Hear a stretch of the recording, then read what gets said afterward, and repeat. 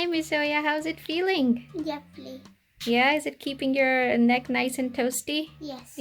Hi everyone! Welcome to episode 54 of the So Not Scary series. 2 days ago, I ran a poll on my channel and 67% of you voted that you want to learn how to make clothes, which is great because I was hoping you would vote for this too. I too am a beginner, as you guys know, and like you with this video, I hope that this will be the beginning of a beautiful thing where we learn to sew wearable garments and accessories together. We can bounce ideas off of each other and we can come up with newer and easier ways to uncover the mystery of making garments. So to kick this garment series off today, I've got a super easy tutorial for you. We'll be sewing an infinity scarf out of an heirloom fabric to give it an extra special quality. It's super easy and it has no fixed measurements, which makes it perfect for beginners. I will be using a lightweight cotton lawn fabric, which was handed down to me by my mom, but you can pretty much use any lightweight cotton you might have lying around. So let's go ahead and get started. I began by first soaking my fabric in a bowl full of warm water.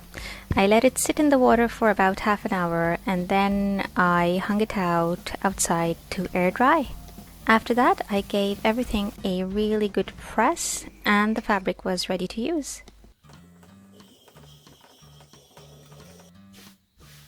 Okay, so my fabric is all ironed up now and it's looking lovely and nice and smooth and flat. Now, an infinity scarf is actually just a tube of fabric which circles up over onto itself and all the seams are hidden inside. And the length of that tube should be long enough to reach down roughly down to your belly button, okay? Now, if you take a look at this fabric, it's really not long enough to reach down to my daughter's belly button.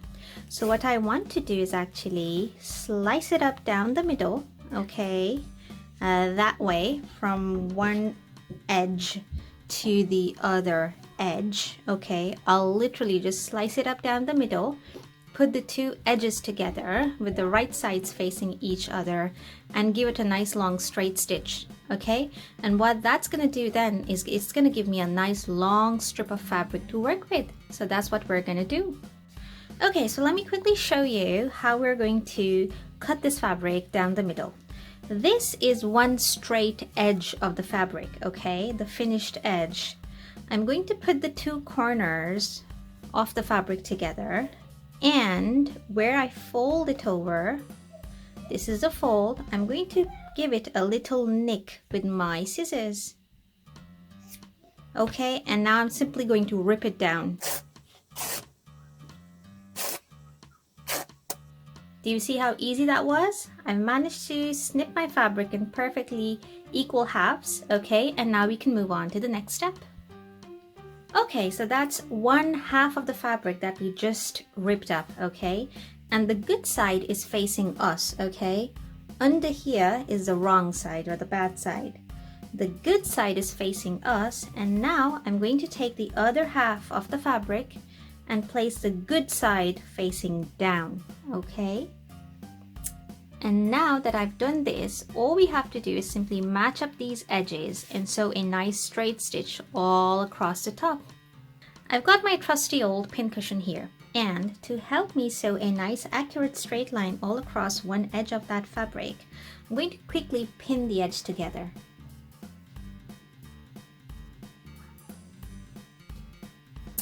As you can see, my work is not completely precise, but that's fine. So what we're now going to do is sew a straight line just on the inside of that purple line. So that pattern is actually making it easy for me to sew a straight line.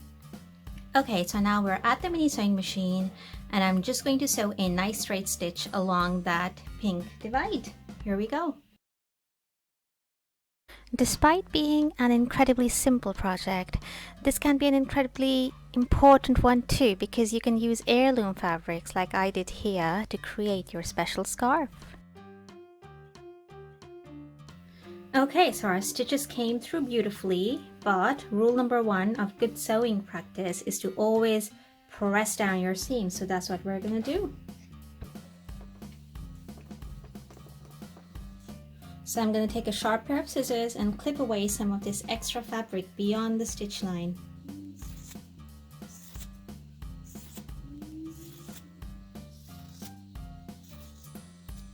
Now I'm going to open up the seam and press it down one more time. So after opening this up, I'm just going to push the fabric onto one side and give it a quick press.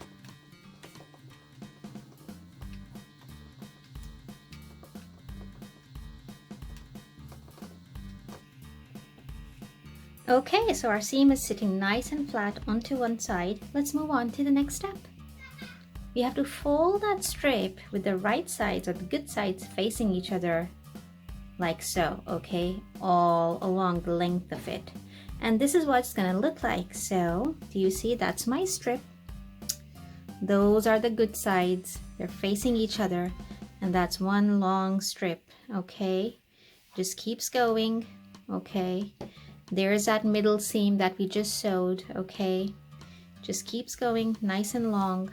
And we have to sew all the way on one side. So say for example, if this is my starting point, I'm just going to sew a nice straight seam all along, okay? All the way down to the end, okay? So let's go ahead and do that. Okay, here we are at the mini sewing machine. I'm going to start sewing and I'm not going to bother about back stitching or locking the threads at the beginning or at the end. Okay, here we go.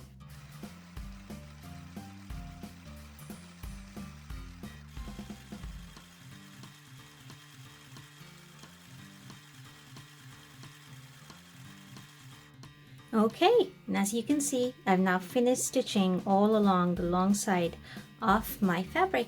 So as with good sewing practice, we're going to press down on these seams as well.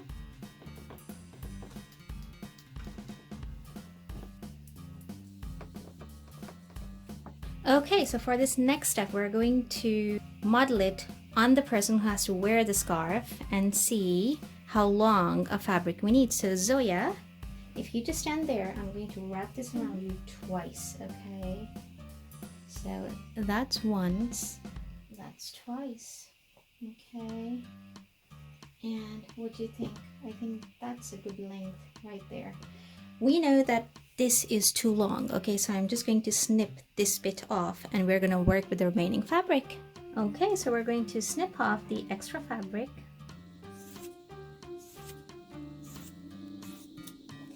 Let's move on to the next step.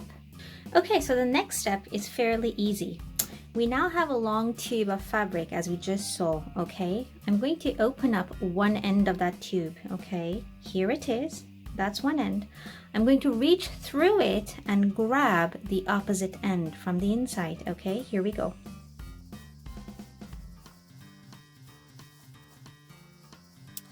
I've grabbed the opposite end. Now I'm going to pull this end through the tube, but not all the way through. Okay, here I am. I'm pulling it back out.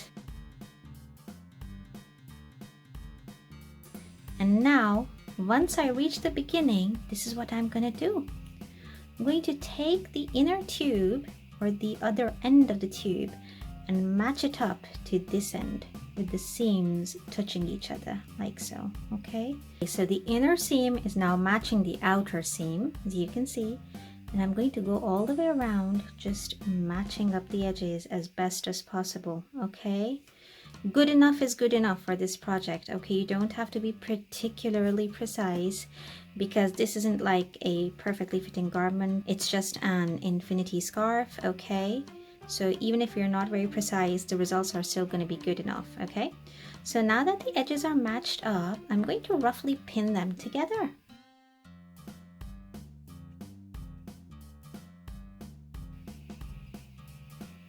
Okay, and as you can see now, the tubes have been pinned together, okay? Now this is what we have to do. We have to sew all around it, okay? But we have to leave a little opening, okay?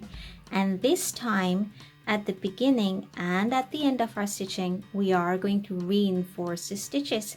And I'm going to do the reverse kangaroo hop method, which you can find in this video, and it's really easy and quick to do. So check out that video if you want to know what the reverse kangaroo hop is, and that's going to help us secure the stitches at the beginning and at the end. Let's go ahead and do that. Okay, so we are back again at our mini sewing machine. This time I've removed the extension table so I can rotate the tube easily, okay? And I'm going to start sewing, and I'm going to do a reverse kangaroo hop at the beginning and at the end. Here we go.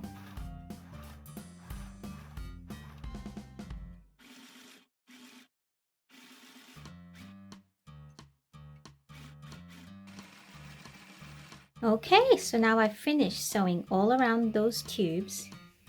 Can you see? The stitches came through beautifully, okay?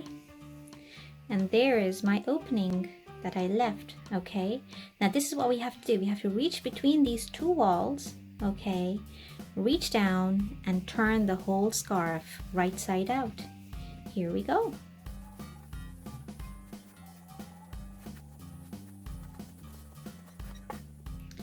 Okay, and just like that, magically so, the scarf is turned right side out, and look how beautiful it looks, okay? Now that's the opening, and we have to sew it closed. Most people would recommend that we do an invisible ladder stitch by hand, okay? But I'm too lazy, so I'm going to use the cheat method, and I'm actually going to sew this on the mini sewing machine. Let's do that. Okay, so we're at our mini sewing machine, and there's the opening. Can you see? Okay, so I'm literally just going to sew from one end to the other, okay? And I'm going to leave long strings of thread to manually knot the thread.